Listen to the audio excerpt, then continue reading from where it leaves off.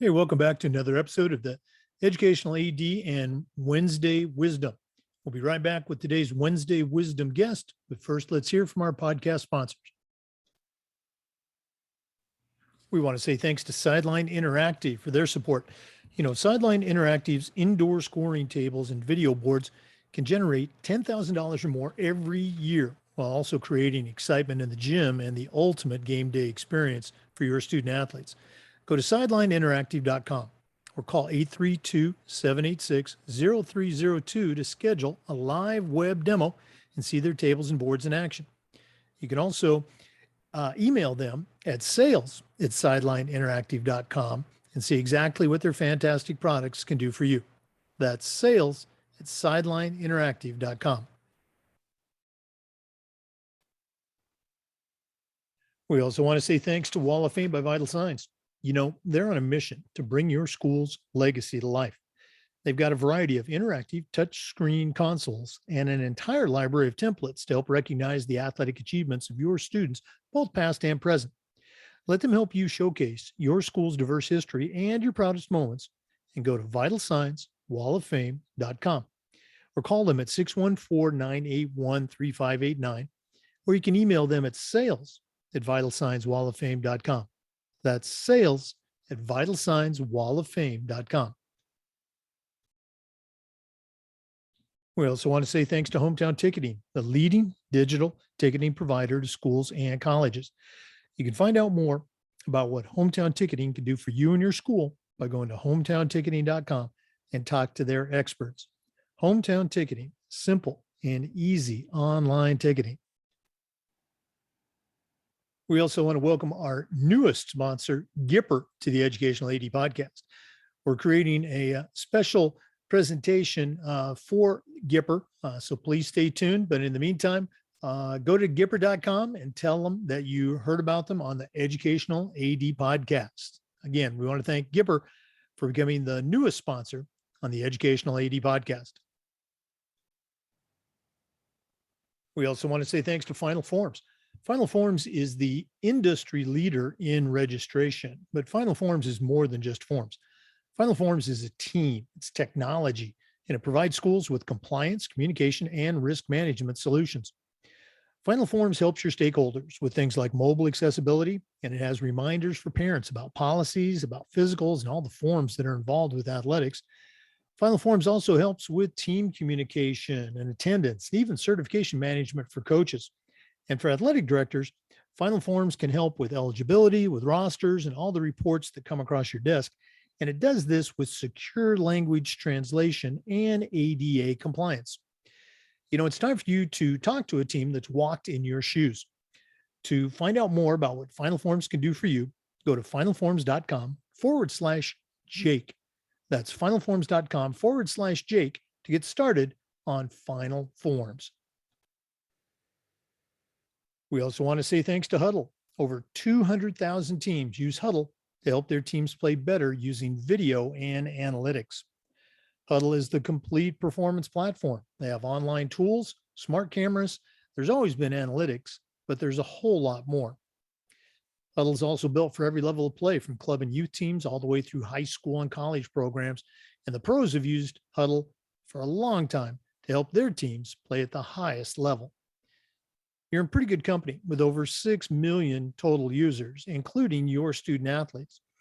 If you want to find out more about what Huddle can do for you and your program and how your school can become a Huddle school, go to huddle.com and talk to their professionals. Remember, at Huddle, we power sports. We also want to say thanks to Athletic Surveys by Lifetrack for sponsoring the Athletic Director's Toolbox segment. Athletic Surveys by Lifetrack allows you to collect comprehensive data that allows you to evaluate and improve your entire athletic program.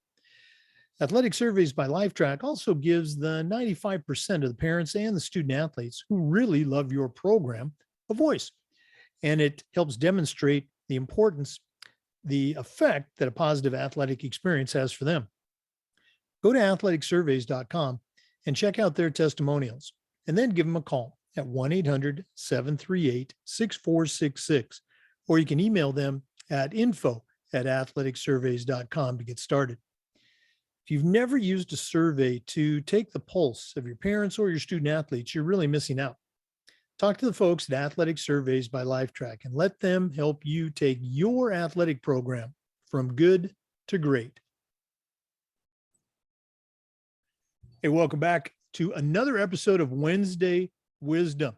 We've got a very special guest today, a good friend of mine. We connected a while back, and we've got to share. She's been a big friend of the show. Our guest today is Shea Collins. Shea's a certified athletic administrator. She directs the athletic program at Midlothian High School in Virginia.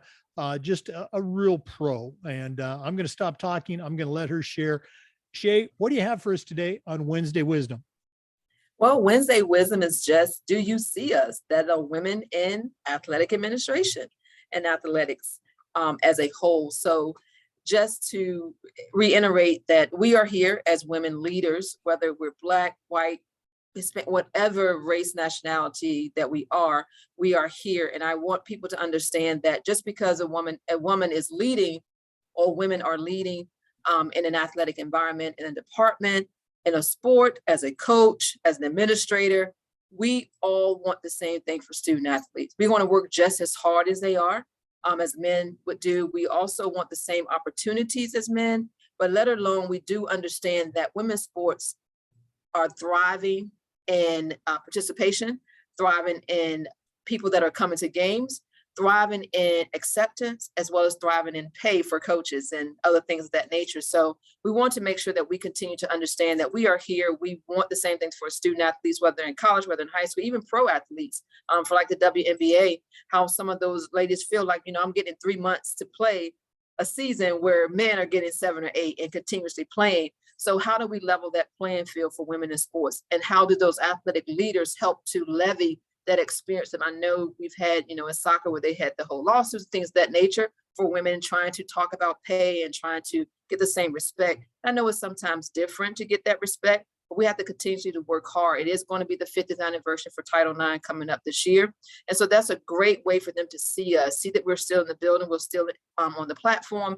And also we're able to get to that platform and get that seat, not just sit in the seat, but be able to use that seat to levy us to help understand that women's sports are thriving, and also the respect that should be gained and should have been gained years ago. Yeah. Now, Shea, you've shared your story on the podcast before. You've also been part of our special panel where we talked about interviewing and hiring, and your star is certainly rising as it should in Virginia and on the national level. But for one of our listeners who might not be familiar with your story, give some a little bit of background and context. You weren't there at the beginning, obviously, when Title IX hit back in the 70s, but what were some of your experiences, maybe as a student athlete, and even as you went from coach, a very successful coach, into athletic administration? What were some of your perspectives from a Title IX look? I will say, just in playing sports prior to 2000, I would say, and in college, you didn't have, and in basketball, for me, more so my game as well as a coach, you didn't have a lot of AAU. You didn't have the summer leagues, the fall leagues. You didn't have all of those things that the kids now have the opportunities. It was for males, but it wasn't as much for the girls. So then you had the fathers trying to come up with teams to have their daughters play, or the uncles or the coach at the school who really liked the girls' sports, to try to get girls to play after high school, whether it be a summer league, a fall league, whether it be AAU. So not having a lot of that experience, not having that exposure, I think hindered some of the young people, unless you were able to thrive past that, or your parents, maybe had money to put you into those things. Secondly, as a coach, I coached at Prince George High School. So by us being a larger high school, we actually were playing in the winter, when before there were some schools that basketball played in the fall with football. So you were playing in the fall, but you have your counterparts playing in the winter. So the recruiting process was probably not equal as it could have been. Now that everybody's playing in the winter, it makes that recruiting process that much better for everybody to have the same opportunities. Plus, it's more AAU, it's more leagues, it's more fall league, it's more kids being invited to go to this session, go to that session, go to this camp, go to that camp. I remember taking my girls basketball team to a basketball camp at UNC. Coach Hatchett was there at the time, and that was like one of the best things for them to go and see girls playing basketball at that high level of play. Because I mean, you think about UNC, like they're good, right? And so you're able to go to this top camp and see these girls play, that players will say, I want to play, I want to do just like that, or I want to go to college and play basketball. And I was able to thankfully, I was able to put 10 girls through college basketball, not my girls and not my team, but ladies who played for our school. And so they weren't my girls, and they were girls at our school that played, and we were blessed to be able to send them to college and play basketball. So that's a testament to, they saw it happening. I want to be a part of this. And then I ended up coming into athletic administration after teaching for a couple of years, and then into athletic administration. I was in Richmond City first, where I was at the time the only female AD, and then another lady came on after me. So it was two of us. We're a 5 high school city. City has 5 comprehensive high schools. So it was 2 females and 3 males. And then I left Richmond City. Now I'm at Chesterfield County Public Schools. And at Midlothian High School, just more so than any other high school, had never had an African-American female, let alone Black person in the seat of athletic administration. So we're already coming into a part of new. And I hate when they say, oh, the first. The first is great, but I don't want to be the last, whether it's male or whether it's female, to be in this seat to lead student athletes. Because I think we have so much to offer, but we also have a different perspective. All of us are different in what we do. We're different in our perspective. We're also different in leadership. But I am also the first African-American female to either be in Chesterfield County as a director of student activities. We have African-American males before. We've never had an African-American female to lead any school in the entire county of 11 high schools in athletic administration. So it is very, very humbling, as well as I'm thankful for all the opportunities that I get. It definitely has not been easy. People may see the result now, but this is 10 years, in the making of being an athletic administrator, taking the bumps, the bruises, the talk about you didn't do this right, you didn't do that right. I can't believe she wants me to actually turn paper in. Can't believe she actually wants me to email her back. Like, why would I do that? So in leadership, you have to do some things that people are uncomfortable with. But if they're comfortable the entire time, you're not leading them. You want to make them uncomfortable, because that means you're helping them change and you're helping them to be more successful. But if they're comfortable all the time, there's something that's happened with your leadership and how you're not thriving, and helping them to see that you have other goals besides just to see, hey, can you coach these games? I am one of the ADs, and probably one of the few who actually did the book study, Joe Ehrman's book, with Virginia High School League. Actually was one of the things they asked us to do, but not everybody followed through with it. But I ended up doing inside out coaching anyway. And so I felt that it was time for me to give my coaches a different perspective, but also for me to learn about them. Because coming to a new school, you know a name, you may know a sport, but do you know your coach? Do you know them? And I think sometimes as a leader, whether it's male or female, you have to take that time to get to know them, to see who they are, how you can help better serve. So I think as a leader, for me, I think maybe somewhat because I am a female, sometimes the feelings get into it, as you don't want to have feelings sometimes, like I don't want to have feelings about them, but you do want to have those feelings. And I don't think it's just about being a female or being a mom, but I think it's just, you see people and you want to see them so that they see you as a leader and they feel comfortable in your leadership. Well, I'm so glad you talked about the leadership component. And again, for our listeners, I've known Shea now for a while, and she doesn't just talk the talk, she walks the walk. She is very active in mentoring her coaches, mentoring other athletic directors in her state. Once again, this is Shea Collins. She's a certified athletic administrator. She's the director of activities and athletics at Midlothian High School in Virginia.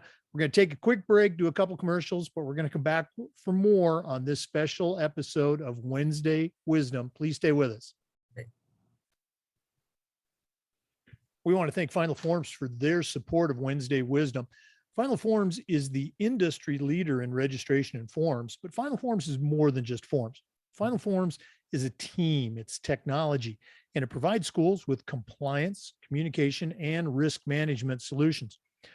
Final Forms can help your stakeholders with mobile accessibility, has reminders for your parents about policies, about physicals, and all the forms that go with athletics. Final Forms can also help with team communication and even certification management for coaches. And for athletic directors, Final Forms can help with eligibility, with rosters, and all the forms that come across your desk. And it does this with secure language translation and ADA compliance. It's time for you to talk to a team that's walked in your shoes. To take the next steps and find out what Final Forms can do for you, go to finalforms.com/Jake. That's finalforms.com/Jake to get started as a member of the Final Forms team. We also want to say thanks to our newest sponsor, Gipper. If you're not familiar with Gipper, they help you create branded custom content to get your school's athletic department's message out there. Go to Gipper.com for more information, and we're going to have a special Gipper commercial coming soon. So that's Gipper.com for all your marketing and social branding needs. Welcome back, everyone, to Wednesday Wisdom. Our special guest today is a good friend, Shea Collins. She's a certified athletic administrator from the state of Virginia, very active, not just at her school, but at the state level as well. We were talking about the 50th anniversary of Title IX, but during the break, Shea, you mentioned a different direction to take this second segment, so I'm going to get out of your way. What do you got for us? So I just wanted to talk to people, individuals, leaders about certification. Some of you all may know what the certification means as an athletic administrator or athletic leader. You either can be an RAA registered athletic administrator, CAA certified athletic administrator, or CMAA certified master athletic administrator. You may say, or you can be internationally certified as well. You may say, why do I want letters behind my name? One thing is to help you grow in your own leadership. I have taken classes, a lot of classes. I'm a CAA. I have 2 classes left to be a CMAA. So why am I doing this? Does it cost? Yes. But if your school is willing to invest in you as you invest in your student athletes and your coaches, that's a win-win situation. But I have taken classes just as others have taken classes. And I will tell you, I went to a session at the National Athletic Administration, at the national conference, and I took a class on marketing. Do I market my school? I'm always on Twitter. I'm always on IG. I'm always marketing my school, sending notices out to parents, getting on the principal's weekly email list.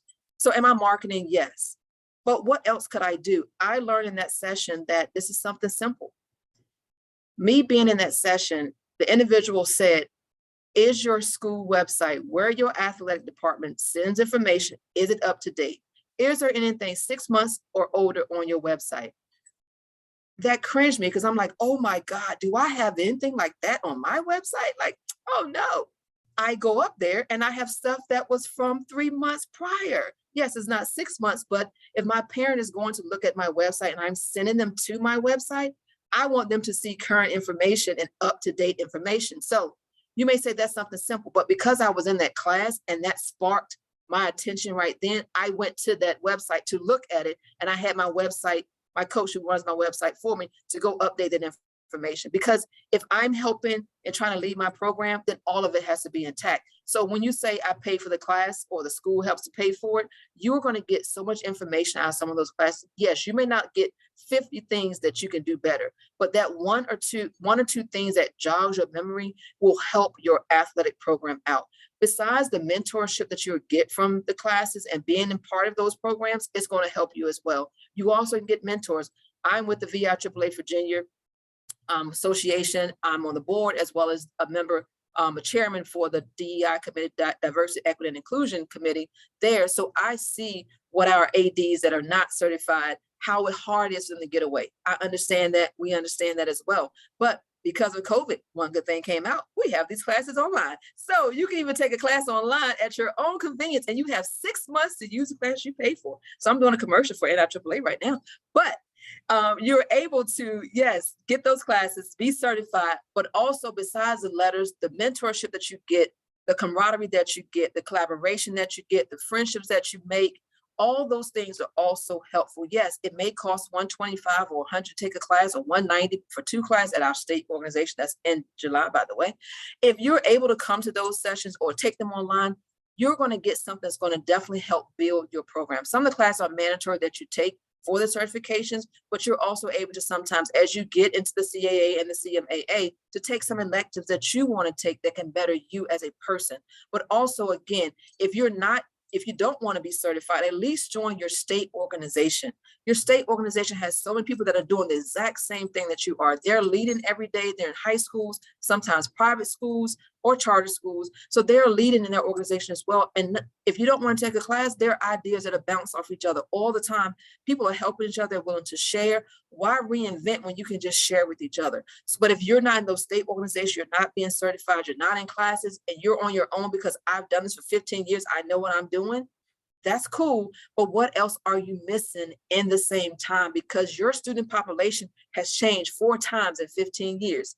4 times 3 is 12. So your population has changed from the 15 years that you've been in existence as an AD. Even if it's 10 years, your population has changed twice at least. So what are you going to implement different than you have the other 9 years? So as a certified AD, athletic administrator, whether you want to be certified with the letters or not, at least join your state organization so that you can get that camaraderie, you get that understanding, but also you can have leaders that are supporting you, know what you're going through, but also can give you ideas to help better you in your program as well.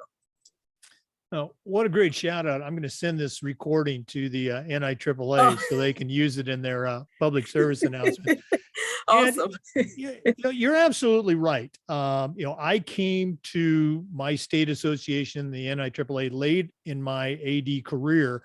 I'd been an AD, but just hadn't paid attention, I guess.